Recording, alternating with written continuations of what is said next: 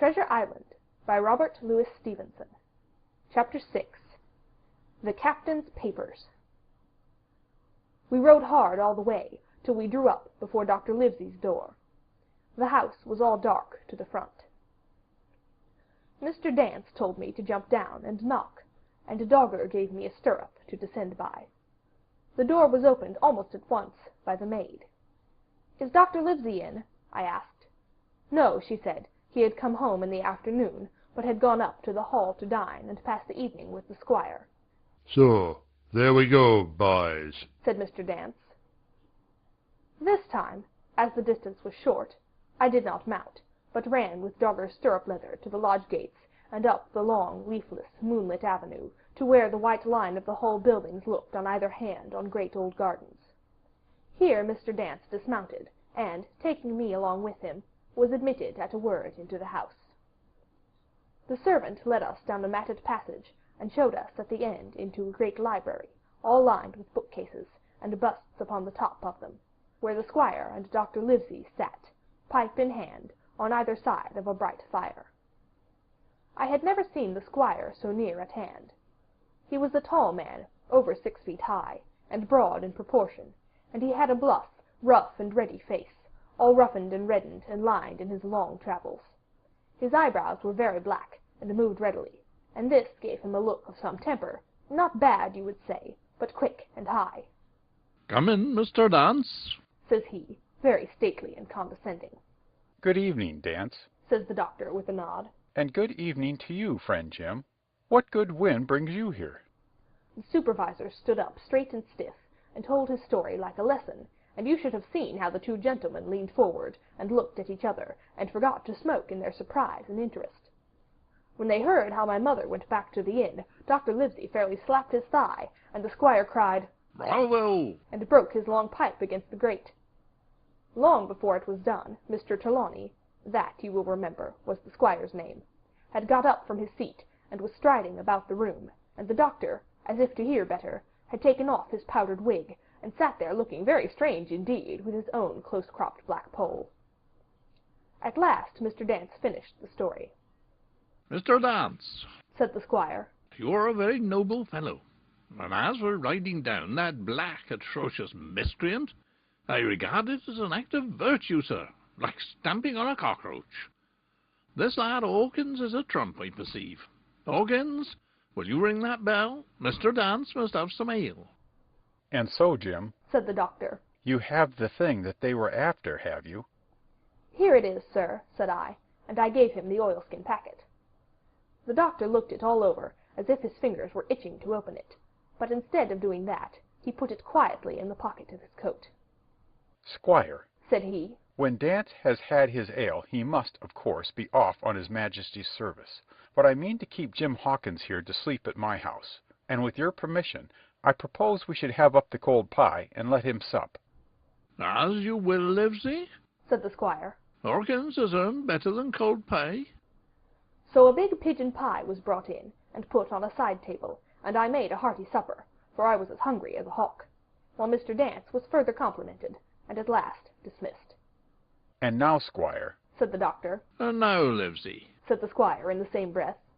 "One at a time, one at a time," laughed Dr. Livesey. "You have heard of this Flint, I suppose?" "Heard of him?" cried the squire. "Heard of him, you say? He was the bloodthirstiest buccaneer that sailed. Blackbeard was a child to Flint. The Spaniards were so prodigiously afraid of him that, I tell you, sir, I was sometimes proud he was an Englishman. I've seen his topsails with these eyes off Trinidad, and the cowardly son of a rum puncheon that I sailed with put back, sir, into port of Spain." "Well, I have heard of him myself in England," said the doctor. "but the point is, had he money?" "Money?" cried the squire. "Have you heard the story? What are those villains after but money? What do they care for but money? For what would they risk their rascal carcasses but money?" "That we shall soon know," replied the doctor. "But you are so confoundedly hot-headed and exclamatory that I cannot get a word in. What I want to know is this. Supposing that I have here in my pocket some clue to where Flint buried his treasure, Will that treasure amount to much? Amount, sir? cried the squire. It will amount to this. If we have the clue you talk about, I fit out a ship in Bristol dock, and take you and Hawkins here along, and I'll have that treasure if I search a year. Very well, said the doctor. Now then, if Jim is agreeable, we'll open the packet. And he laid it before him on the table. The bundle was sewn together, and the doctor had to get out his instrument case and cut the stitches with his medical scissors. It contained two things, a book and a sealed paper. First of all, we'll try the book, observed the doctor. The squire and I were both peering over his shoulder as he opened it, for Dr. Livesey had kindly motioned me to come round from the side table, where I had been eating, to enjoy the sport of the search. On the first page there were only some scraps of writing, such as a man with a pen in his hand might make for idleness or practice. One was the same as the tattoo mark, Billy Bones, his fancy. Then there was Mr. W. Bones, mate. No more rum. Off Palm Key he got it, and some other snatches, mostly single words and unintelligible. I could not help wondering who it was that had got it, and what it was that he got. A knife in his back, as like as not. Not much instruction there, said Dr. Livesey as he passed on. The next 10 or 12 pages were filled with a curious series of entries. There was a date at one end of the line, and at the other a sum of money, as in common account books, but instead of explanatory writing, only a varying number of crosses between the two. On the 12th of June, 1745, for instance, a sum of £70 had plainly become due to someone, and there was nothing but 6 crosses to explain the cause. In a few cases, to be sure, the name of a place would be added, as off Caracas, or a mere entry of latitude and longitude, such as 62 degrees 1720, 19 degrees 240. The record lasted over nearly 20 years, the amount of the separate entries growing larger as time went on, and at the end a grand total had been made out after 5 or 6 wrong additions, and these words appended, Bones, his pile. I can't make head or tail of this, said Dr. Livesey. The thing is as clear as noonday, cried the squire. This is the Black-Hearted Hound's account book. Those crosses stand for the names of ships or towns that they sank or plundered. The sums are the scoundrel's share, and where he feared an ambiguity, you see, he had it somewhat clearer. Off Caracas, now, you see, here was some unhappy vessel boarded off that coast. God help the poor souls that manned her. Coral, long ago. Right, said the doctor. See what it is to be a traveler? Right, and the amounts increase, you see, as he rose in rank. There was little else in the volume but a few bearings of places, noted in the blank leaves toward the end, and a table for reducing French, English, and Spanish moneys to a common value. Thrifty man, cried the doctor. He wasn't the one to be cheated. And now, said the squire, for the other. The paper had been sealed in several places with a symbol by way of seal, the very symbol, perhaps, that I had found in the captain's pocket. The doctor opened the seals with great care, and there fell out the map of an island, with latitude and longitude, soundings, names of hills and bays and inlets, and every particular that would have been needed to bring a ship to a safe anchorage upon its shores. It was about 9 miles long and 5 across, shaped, you might say, like a fat dragon standing up, and had 2 fine landlocked harbors, and a hill in the center part, marked the Spyglass.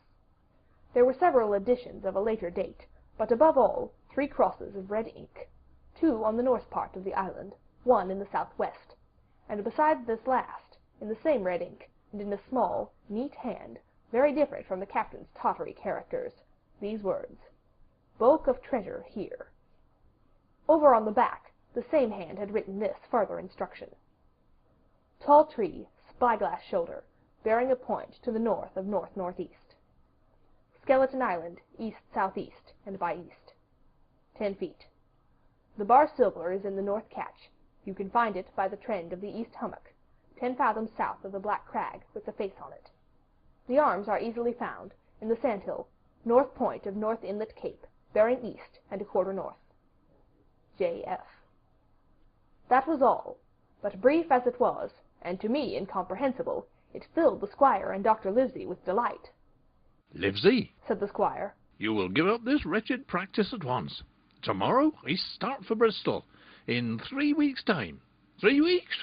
2 weeks, 10 days. We'll have the best ship, sir, and the choicest crew in England. Hawkins shall come as cabin boy. You'll make a famous cabin boy, Hawkins. You, Livesey, are the ship's doctor. I'm admiral. We'll take Redruth, Joyce, and Hunter. We'll have favourable winds, a quick passage, and not the least difficulty in finding the spot and money to eat, to roll into blade, duck, and drake with ever after. Trelawney, said the doctor. I'll go with you, and I'll go bail for it. So will Jim, and be a credit to the undertaking.